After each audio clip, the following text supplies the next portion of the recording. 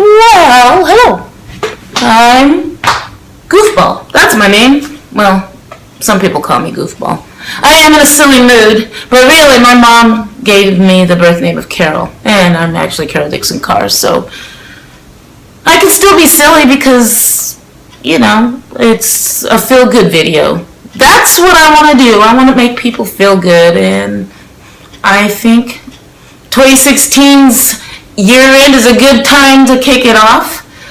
I mean, we know these things already, but the goal here is to kick stress to the curb using strategies that you already know, but maybe forgot because it's so easy to forget when you're feeling stressed out. Sometimes when you're in a panic, you don't know what to do. So maybe except for have the presence of mind to look things up on YouTube. Who knows? So maybe that's how you found me. Who knows? But the goal here is to make yourself feel better. That is it. I just want you to feel good, because when you feel good, then you sleep better, you feel better physically, mentally, all of those wonderful things, and then you can be more productive, more creative, all of that. And like I said, 2016 was not a good year for a lot of people, globally, personally, politically, depending on what side of the aisle. I'm not getting out. I'm not even going to go into all that.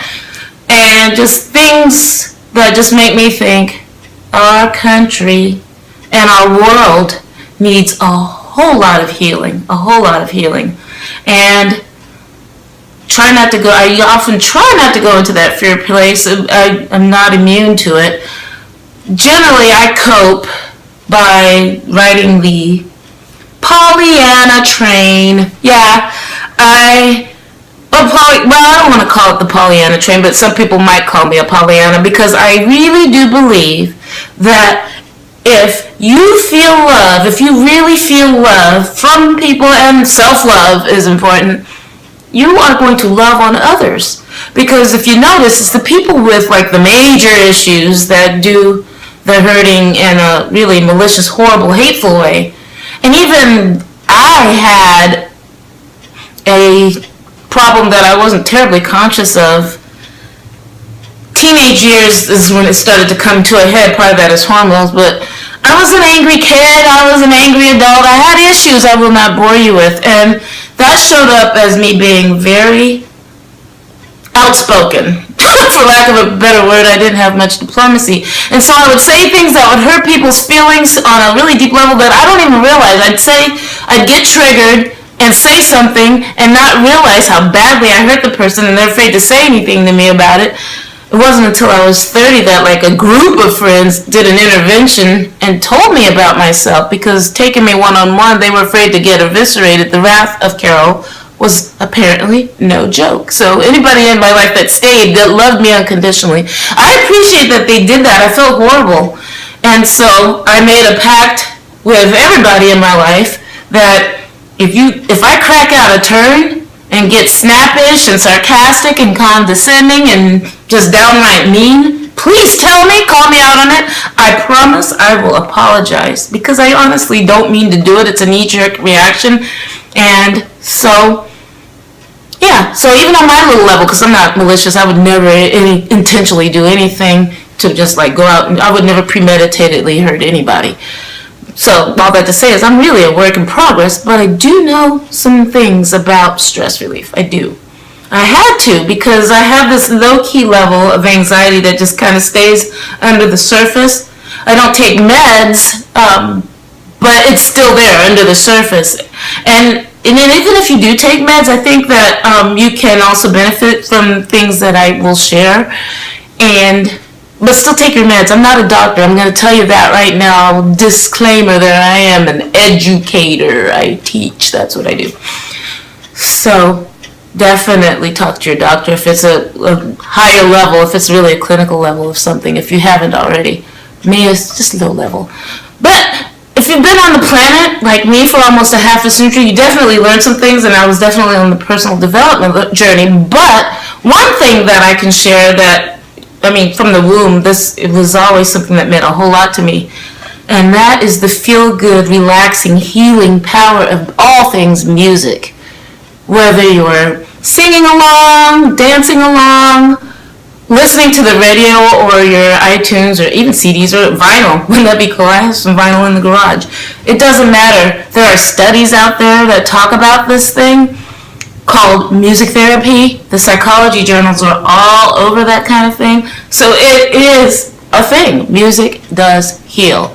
And I'm not the only testimony. I was at a cardio dance class not even 3 hours ago. I ran into a woman who had just lost her life partner not even a month ago.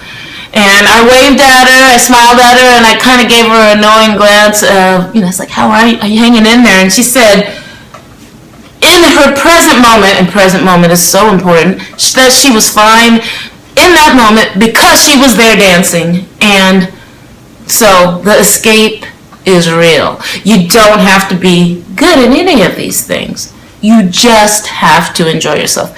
F-U-N is the name of the game. You don't have to take yourself seriously at all. Some do, but it is definitely not a requirement unless you're preparing for like a legit performance where audiences are going to be in a space where they came to see you perform. But if you're at the gym, if you're at karaoke, any of those things, it's not that serious. You don't have to take yourself seriously. The goal is fun. That's it. So pick music that you listen to, that you enjoy listening to. Gospel and jazz is that for me. Jazz is that for my husband. And even if you have no intention of ever literally getting on the stage and performing, I strongly recommend the music outlet in some form or fashion. It doesn't have to be all three of them. It happens to be all three for me. But any of those, one of those, or none if it doesn't resonate. But I invite you to at least try it. At least the listening part, if you don't want to do the singing or the dancing part. Move your body somehow. Moving your body, whether it's running, I don't run, but my husband does. If you run, that's going to help you too. Any kind of movement is going to make you feel better too. Moving to music is even better in my opinion. Alright?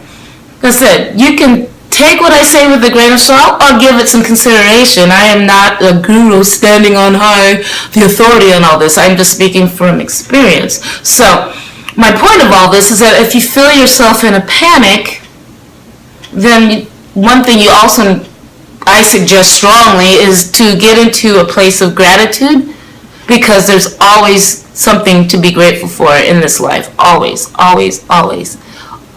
Even if you're just, if you're like at the depths of despair, please know that there's hope. There's hope.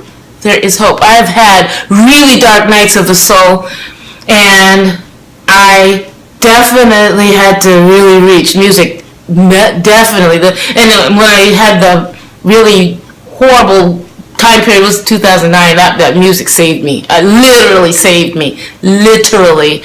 So pick your thing and do your gratitude. Be in your feelings too. I don't want you to suppress them, because if you do that, just like stress is debilitating, it can make you sick. You don't want that. You don't want your immune system compromised. You want good sleep, good feelings, groundedness, and endorphin highs, all of that. So, yeah, like I said at the beginning of the video, it's likely you knew this already, but I hope it's a good reminder. I really do, because it's easy to forget when you're feeling stressed. It makes me dumb. So I have to consciously think about these things. So, that's all I have to say. I'm hoping that you have a wonderful day or evening or wherever you are in this world. Enjoy your life, have fun, and the journey is continuous, so enjoy it. Take care.